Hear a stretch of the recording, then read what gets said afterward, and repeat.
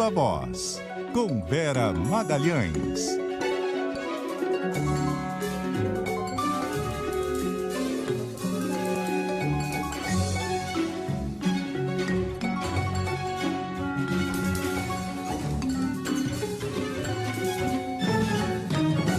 Vera Magalhães, boa tarde.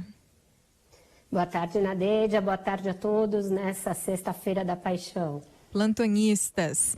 Vera, o presidente Jair Bolsonaro fez mais uma daquelas tantas lives e falou mais uma daquelas tantas barbaridades, voltou a condenar o distanciamento, nos provando mais uma vez que nesse governo, da onde a gente menos espera, é que não sai nada mesmo, né?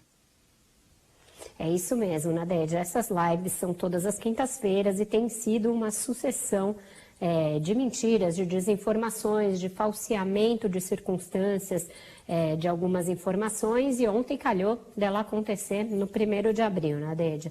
E o que a gente viu foi o presidente de novo investindo contra as necessárias, cada vez mais necessárias, medidas de distanciamento social, isso na véspera de um feriado que já é uma característica, uma circunstância que propicia as pessoas a buscarem aglomerações, a buscarem se deslocar para locais turísticos, então tudo que ele não deveria ter feito, né?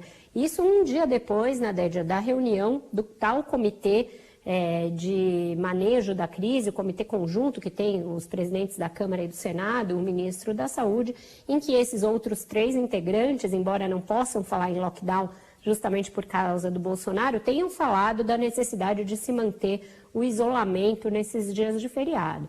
O presidente voltou a comparar as medidas adotadas por governadores com o estado de sítio, que é uma coisa estapafúrdia, e voltou a dizer que o seu exército, quando a gente sabe que o exército não é do presidente Jair Bolsonaro, e sim uma instituição do país, não vai ajudar os governadores a manter o distanciamento ou a evitar qualquer protesto contra essas medidas de distanciamento. Então, é mais uma vez o presidente contribuindo para a não feitura daquilo que tem que ser feito, que é as pessoas ficarem nas suas casas e evitarem a circulação do vírus. E entre essas pressões de reabertura, tem uma muito forte, né, que seria pela reabertura de templos religiosos. Cada região aí no Brasil tratando a questão de uma forma, muitas vezes abrindo, fechando. Tem notícias sobre isso também, né, Vera? Tem sim, Nadeja. Eu até informei no Globo, em primeira mão, acho que está na manchete do portal do jornal o Globo agora, que o ministro Gilmar Mendes, que foi aquele que foi sorteado para decidir tanto o pedido da Procuradoria-Geral da República quanto o da Advocacia-Geral da União, ambos no sentido de liberar os templos e as igrejas para a realização de cultos e missas relativos à Páscoa, ao sábado de Aleluia, à sexta-feira da Paixão, ele não vai tocar nesses pedidos, ele não decidirá.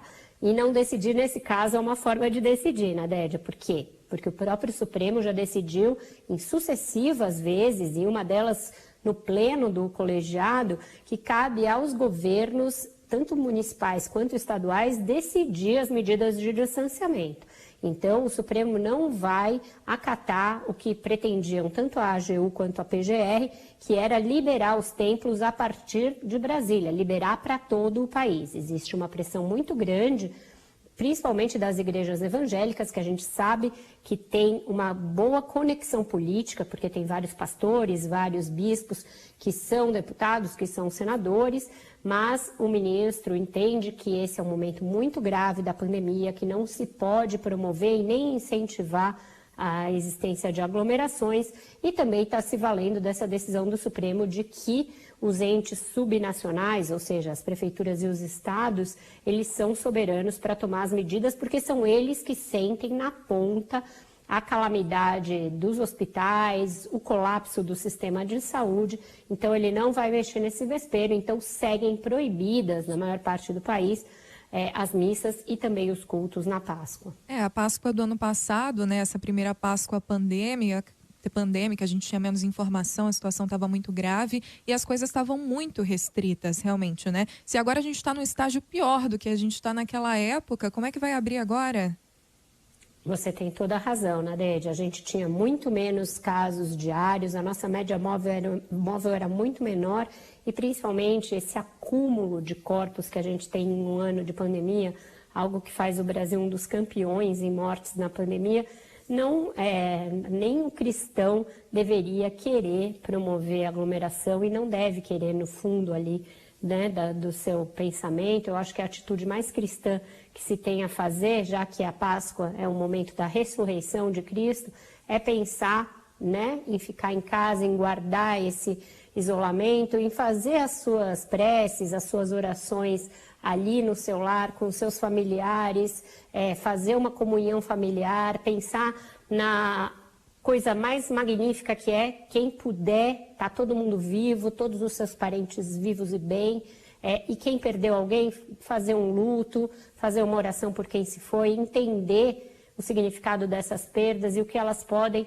dar para a gente em termos de melhora, né, como sociedade, como seres humanos, como pessoas empáticas, que têm ali a consciência do momento horrível que a gente está vivendo. Eu acho que isso é um jeito melhor de cada um exercer a sua espiritualidade, a sua religiosidade nesse momento, né, Dédia? Importantíssima essa sua fala, porque realmente para exercer a fé a gente tem que preservar a vida. Vera, obrigada. Mais tarde você está aqui de volta, né? Mais tarde eu estou aí com o Rodrigo e uma boa Sexta da Paixão para todos, com as suas famílias, em torno de uma boa mesa, e que o domingo de Páscoa também tenha essa mesma conotação. Bom feriado para você e para sua família. Até mais, Vera. Para você também, querida. Até mais.